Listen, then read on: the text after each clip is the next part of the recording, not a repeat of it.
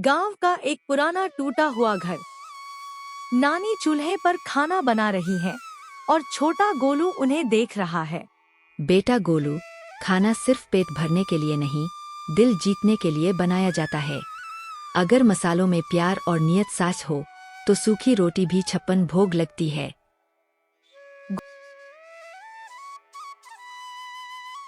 गोलू अब बड़ा हो गया है। वो अपनी नानी की पुरानी पोटली मसालों की को चूमता है। नानी के गुजर जाने के बाद गोलू अकेला रह गया था। घर में गरीबी थी, पर आंखों में कुछ कर दिखाने का सपना। गोलू लकड़ी की एक पुरानी रेहड़ी को खुद पेंट करता है। उस पर लिखता है, सुकूनपुर की मशहूर 10 रुपए वाली बिरयानी।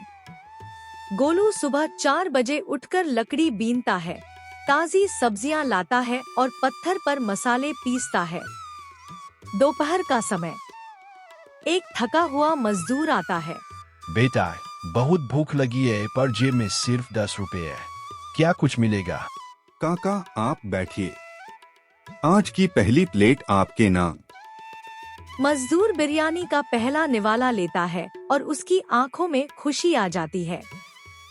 गोलू की रेहड़ी के बाहर लंबी लाइन। कॉलेज के बच्चे, मजदूर और गांव की महिलाएं सब वहीं खा रहे हैं।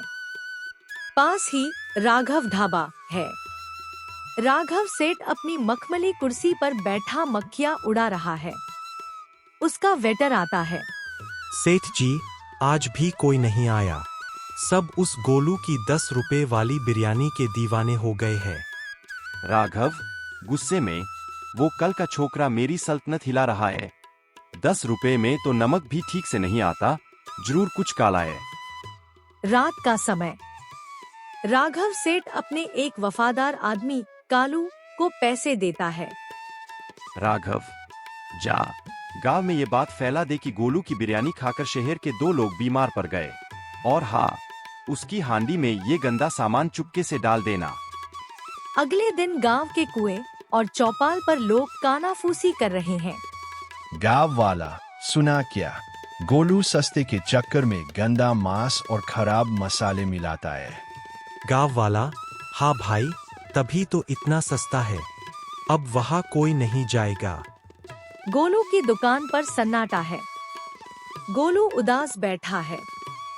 तभी सरपंच मोहन लाल अपने दलबल के साथ आते हैं। सरपंच, गोलू, तुम पर गांव वालों की सेहत बिगाड़ने का आरोप लगा है, क्या कहना है तुम्हारा? गोलू हाथ जोड़कर, सरपंच जी, मेरी नानी ने कहा था कि खाना बनाना इबादत है। मैं ऐसा पाप कभी नहीं कर सकता। आप खुद मेरी रसोई की जांच कर लीजिए। राघव सेठ पीछे से मुस्कुरा रहा है। वो सोच रहा है कि कालू ने सबूत रख दिए होंगे। सरपंच मसाले की बोरी और हांडी चेक करते हैं। तभी उन्हें पास की झाड़ी में कालू छिपा हुआ दिखता है, जिसके हाथ में वही गंदा सामान है जो उसने हांडी में डालना था पर डाल नहीं पाया।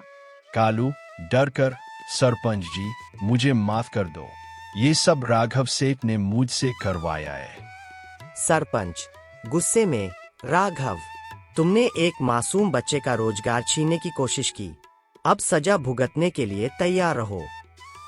राघव को गांव से बाहर निकालने या जुर्माना लगाने का आदेश दिया जाता है। सरपंच खुद गोलू की बिरयानी खाते हैं और उसे सुकूनपुर का गौरव घोषित करते हैं। आज गोलू की रेहड़ी एक बड़े रेस्टोरेंट में बदल गई है, लेकिन आज भी वहां गरीबों के लिए बिरयानी सिर्फ 10 रुपए में ही मिलती है। अगर आप भी गोलू की 10 रुपए की बिरयानी खान चाहते हैं तो गोलू की कहानियों चैनल को सब्सक्राइब करें और कमेंट में बताएं बिरयानी और गोलू की कहानी कैसी लगी। ईमानदारी की खुशबू सबसे दूर तक जाती है।